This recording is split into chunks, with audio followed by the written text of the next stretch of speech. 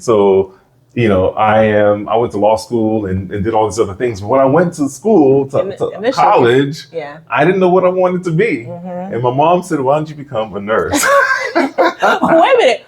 Is that how it happens? Because my mom basically said the same thing to me. I didn't know what I wanted to do. And she was like, girl, just go into nursing.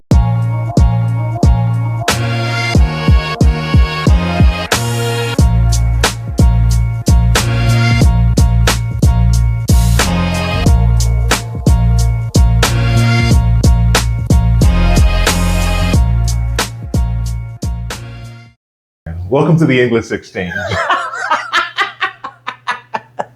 Okay. It's evening. We're trying to rush because the sun is going down, right? We're right by the window. Yeah, we're trying to get that good lighting. Yeah. Right. Well, hi, everyone. Welcome. Yeah. Welcome back. And we want to get right into it today. And what's our topic here, right? For today. And we want to talk about, okay. All right. So our topic today deals with probably the most, one of the most popular occupations in the West Indian community. Absolutely. Right? That is what? Well, do I even have to say we all know, right? Nursing. Yeah. If you are from the Caribbean, I'd say dare even say Africa, you know what I mean? Mm-hmm. Maybe some other countries can identify a nurse as like the pathway to financial freedom. Financial security. And just you're gonna always have a job, and you make decent money. So absolutely. So we were talking this week about our kids, and I forgot what the jump off point was for the conversation, but it led to us realizing that we've all so many of us have been touched by this nursing occupation. So, I went to law school and did all these other things. But when I went to school, to college, I didn't know what I wanted to be. And my mom said, why don't you become a nurse? Wait a minute. Is that how it happens? Because my mom basically said the same thing to me. I didn't know what I wanted to do. And she was like, girl, just go into nursing. Yeah. So, I mean, should you go into nursing if you just don't know what you want to do? Is that even a good thing to do? But probably not advisable. Right. I think you want people in the industry that are passionate about it and that have a desire to that like science at least and people, right? And people and want to, help take care of people. You got to be a people person. Yeah. And I grew up taking care of like my family, my siblings. So it wasn't like a complete like a departure from what I was already doing. So I kind of fell into it, because of my mom, but I kind of acclimated to it very easily, I think. So my nursing experience was very slow, very brief, I should say. Short, yeah. So I went into school, going to be a nursing major, wasn't doing well in school, ended up getting accepted to the program, but I had to sit out a semester. And during that semester, I opened up a business with my cousin. And long story short, many years later, I go back to school and got a business degree. So the nursing thing was just really a brief memory for me. But for you... It's been, I guess, like a stepping stone almost to where I am now. So, I went to college, got my AS degree in nursing, and then I was like, okay, it's not too bad. And then went back to school, got my bachelor's. Two different schools, right? Her first was a community college back in the day when it was called the community college. Yes. And then you went back to university and got your bachelor's degree at a different school. Right. And then after that, that's when I think we got married and I had kids. Well, hold on. We're going to divert a minute because I went to law school and I was gone for a year. And she was in school to get her bachelor's degree. Right. Got married, then kind of, I don't know what happened. Threw the bachelor's to the wind. Apparently. Forget that. I was like, my man. So, I left that, got married, moved, and then had 2 kids, and then I was like, man, I would like to kind of get my bachelor's, kind of wrap that up and finish it. And so finally was able to do that with the support of my husband, because I was really kind of discouraged about it. I felt like, man, should I even go back to school? I have so much going on. What was the point? But finally did that. And then 2 years later. Was it that quick? You began, yes. No, yeah. So I graduated. I began and I graduated. And then after graduation. So that's another school. Yeah. So she's at her third school now, and she got her master's degree at a HBCU, holding it down. Yes. And then, so became a nurse practitioner. And I think that's when I really started loving what I was doing. I had more authority. I can, I can diagnose and treat. So I had more control on how I took care of my patients. Whereas before, it was doctors telling me what to do, and I kind of just basically did it. I followed their orders. So hold up. So at the beginning, I said you have to kind of like it, be a good people person. Yeah. You were in the hospital for the first major portion of your career, but what happened at some point? You got tired of being a hospital nurse? Like what shifted in your mindset where you said, I want to be, obviously there's more money in the provider, but what else shifted in your mindset that said, I want to move from bedside care to being a provider? Okay, well, to be honest, working at the bedside, I did it very well. I was very efficient. I took care of my patients. My mom always taught me, whatever you're going to do it well. Even if you don't like it or it's not, you don't love it, I should say. I didn't hate what I did. I just wish there was a lot of stress. There's a lot of stress involved with nursing, particularly at the bedside, right? Whether it's patients, family, doctors, other nurses, administration, it can be very, very stressful. And so I didn't like that. I didn't like that part of it. So I always look to see how can I make nursing for me easier? How do I make my life easier when it came to nursing? So I started doing agency nursing, right? Just kind of working where I wanted to work when I wanted to work. And that definitely helped me along the way. So this is before it even became popular or a big thing to travel nurse and do all this traveling stuff. I was kind of doing that already, but I didn't think of it as travel nurse. It was just kind of okay, how do I not work as hard and work as much? Whoa. Wait, what happened? What do you mean? No, work is hard. You're a hard worker, right? I just didn't want to be so tired and just feel so drained and exhausted. And kind of when you get home, I'm just no good to my husband. I'm no good to my kids. I'm miserable. I'm irritable. I just didn't want to continue feeling that way. And so I did agency work for a long time. And then it was a good friend. I wouldn't say a good friend, a good acquaintance. And she was hey, she was graduating from NP school. And she just encouraged me to go back to school. It didn't even occur to me to go back. I had my husband, had my kids. I had a job, or I was working. I had a per diem job and doing agency. So life was okay. It was okay. It was good. And then she just kind of really almost was really insistent, really encouraging. I said, okay, well, let me just check it out. So I went, checked it out, and I was just so impressed. I was like, yeah, this sounds like something I really want to do, versus when I got into nursing, it was okay, I'll just get into it because I don't know what else to do. Being a nurse practitioner sounded really more my speed. So that's how I did that. So going from RN to nurse practitioner, the major difference, you're able to prescribe medicine, diagnose, prescribe, treat, not just medicine, but if I needed to order any tests, labs, x-rays, or anything like that, I would. And if something was really out of my scope, then I would refer to a specialist, whether it was neurology, ortho, whatever the patient needed. I made sure that I provide them with a referral so that they can be taken care of. Good. All right. Yeah. Good. And I really liked it. Yeah. You should have been done at that moment in time. You're a provider. You can prescribe. You can have your own practice for the most part, right? You can do what you want to do. Yeah. You've reached the goal that you set out to be a provider. Yeah.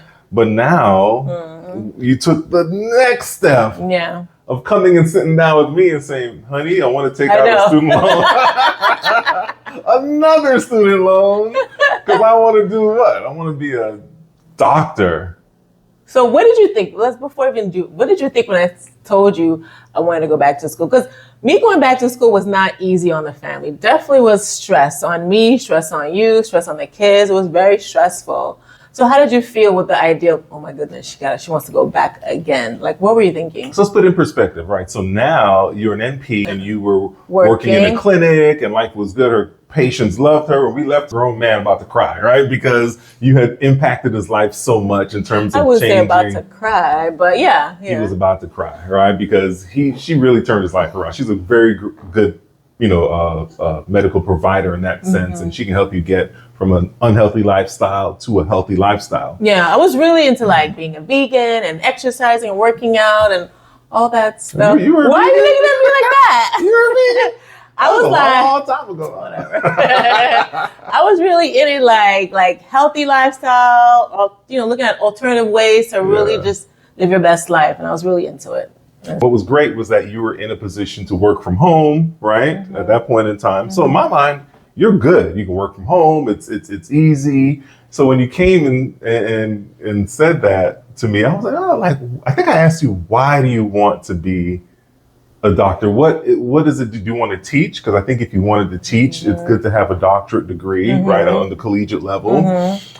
Or was it something else?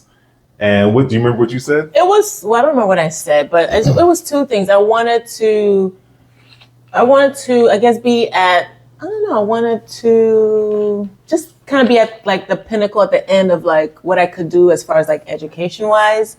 And I also wanted the opportunity that if I wanted to teach later, teach other nurse practitioners or teach other RNs, I wanted to be able to do that. Gotcha. So I figured if I got my doctorate, then, then that'd be fine.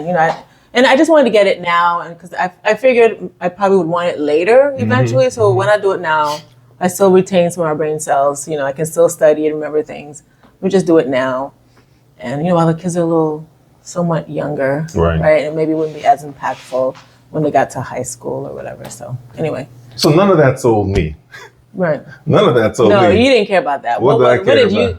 Are you going to make more money? Oh, are you going to make more money? I'm going to go through all this. Are you going to make more money? And the answer was yes. So I think yes. We looked into it. Nurse anesthetist, probably the top of the heap, and then psychiatric nurse practitioners. Right. But that was me. It's a cost benefit analysis, return on investment, right? Are we going to get back? And I think that to a large extent, that's what motivated me. You probably wanted me to be a CRNA, but I mean, at the time I did have like ICU experience, CCU experience. I mean, I could have done that. That's true. But I think when I was a primary care provider, I realized a lot of my patients, a lot of their underlying problem was they were dealing with depression and anxiety, and that really contributed to how it really impacted them on how they took care of their medical issues. So if you're depressed or you're anxious and you're dealing with diabetes or high blood pressure and all these things, and you're having to take medication or, test yourself, stick yourself, or, go to a doctor frequently. If you're depressed, you're not really wanting to do all that stuff, right? Yeah. And I had a lot of patients that are very just non-compliant, right? Non-compliant with their meds, not compliant with testing their blood work if they're diabetic, not compliant with going to get blood work, just very non-compliant. And it's because they were depressed and they had a lot of stress in their life and they just weren't coping very well. And so that kind of led me to, let me look into this kind of the psychiatric portion of it. And I would have patients who I would diagnose with depression. Like I would do the test that you're supposed to do, with physicals and things. And then before you became a nurse practitioner, before you became a psychiatrist. Right. While I was just doing primary care, because, you got to still test them for that, even if you're not, a psychiatric provider. And then I wouldn't really know how to treat them. I was kind of nervous and unsure of what psychiatric meds to offer and, And so I think that kind of what led me down the path of looking into being a PMHNP.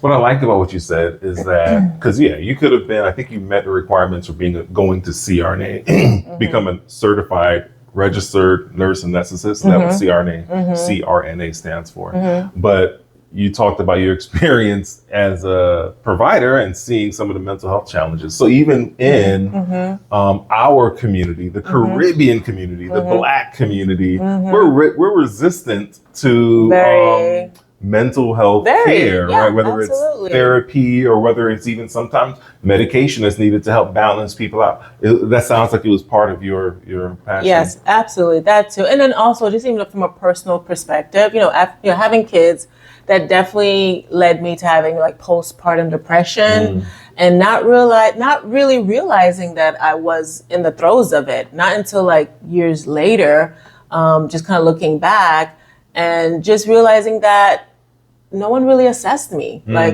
gyno didn't assess me for depression. My primary didn't assess me for depression. No one. And these are women too, huh? So, I mean, this is, I'm sure it's not like that now, right? But, this is what we're talking 20 years ago. Is it 20 years ago? I mean, you're how old talking are the about kids? Trey. Oh my goodness. And 20, Morgan. almost Yeah. 20. So yeah, long time ago, no one was really checking for these type of things. And so it really affected, I think it really affected me as far as just even in just taking care of the kids and just being a mom and maybe affected my work to some degree without me realizing it as well. Just not, remember I talked about kind of being stressed at work and, looking for jobs that, I wasn't as stressed and things like that. So maybe if I wasn't depressed, maybe I would have been able to cope more. I mean, I don't know. I don't want to like focus on that, but so that was definitely a thing. So I think that having the passion, yes, that's definitely good passion. Yeah, I do. I love what I do. Absolutely. I love taking care of my patients. I love taking care of women, in particular women of color, Black women, because I see myself in them. I know what they're going through. I've been there. And, moms and, who are pregnant women who have babies and little young children. I know what they're going through. You're trying to balance career and motherhood. Exactly. And so working, burnout. Yeah. And so, yeah. And what I like about it, I mean, look, we're not in our house right now. We're in a hotel. I had to go out of town for work. It just happened she needed to actually be on the West Coast for work as well. And she was able to, still continue her work because it's all virtual. So that's an advantage. Yeah, as well, I get to work wherever I want to be. I can be anywhere and still see my patients and still travel. So I'm traveling with my husband and I'm meeting up with some, I'm doing some, what do you call it? Networking events. And I can do that and still my patients' schedules, their time, that doesn't change. Yeah. So that's good. It's a blessing. It is a blessing. Yeah. And you're so on your side, you got your mom and your sister. My mom's basically a nurse, right? She's like a nursing assistant, and she has like an elder woman she takes care of. Yeah. I have a younger sister. She's an RN. She's a nurse. I have another sister. She's like an RT, so she's in healthcare. So we kind of all listened, right? Yeah. And what about you? Yeah, I got a lot of people in the health field, aunts that have been in like nurses, and a lot of cousins that are RNs and NPs. And yeah, definitely, that's true. Yeah, more NPs. You have even cousins that are NPs as well too. Yeah. Well, a lot of us are nurses. So it's one of those family. AI-proof jobs, I think. I think listen, so. knock on wood. AI is impacting everybody. Right. Talk about bedside care and what you do, other psychiatric nurse practitioners do. Yeah. I know people get, I just heard an article or listened to a podcast. I said, I ain't gonna lie. I listened to a podcast. Yeah, I didn't read the article. You're not doing any reading anymore.